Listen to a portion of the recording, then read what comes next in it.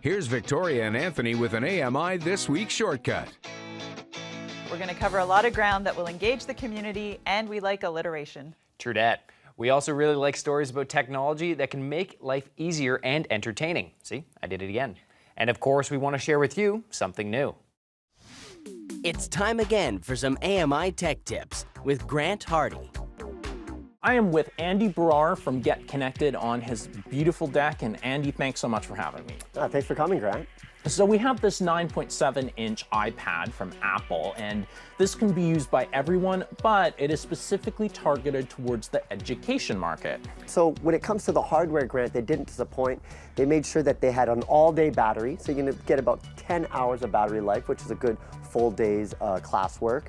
Also, it's got everything you would expect in an iPad. It has a 8-megapixel front-facing camera, which is great for FaceTiming, which I think a lot of kids might use with other classrooms. It also has a fingerprint scanner, so you can have it locked towards a certain student over others, so they have some type of security and privacy. Also a fabulous screen that can do just about everything, you know, even a 3-axis gyroscope and accelerometer to work with educational apps. You gotta really love, how versatile this device is.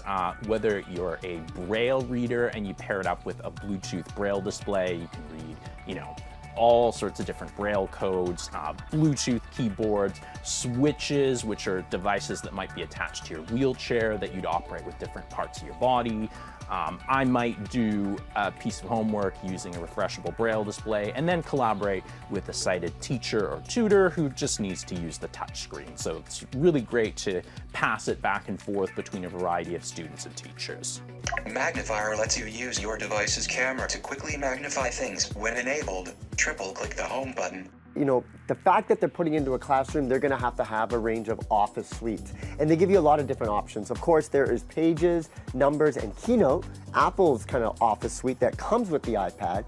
There are tons of accessible apps in the App Store for students with a variety of special needs. Just to give one example is VoiceStream Reader. It hooks into Bookshare, which gives eligible students practically free access to bestsellers, academic works, a lot of other literature, and it includes features like word highlighting and audible reading to suit students with dyslexia or visual impairment so that they can do their reading in class and at home.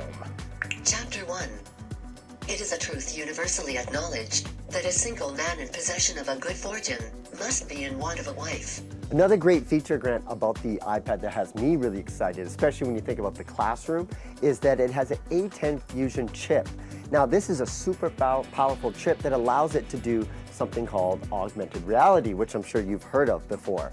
And basically what augmented reality is you can put virtual objects into a real-world setting.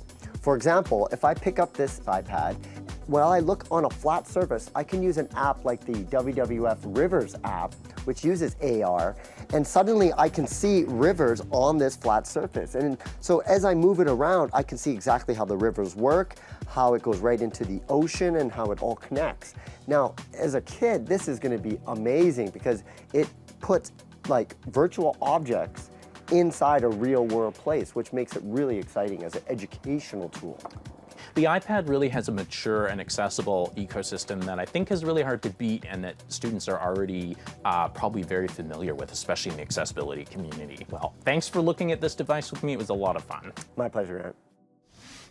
We do love our tech toys here on ATW. But they're not just toys for people with vision loss. They are valuable tools that help us navigate the world around us. Victoria, what gadget do you rely on the most? Definitely my iPhone.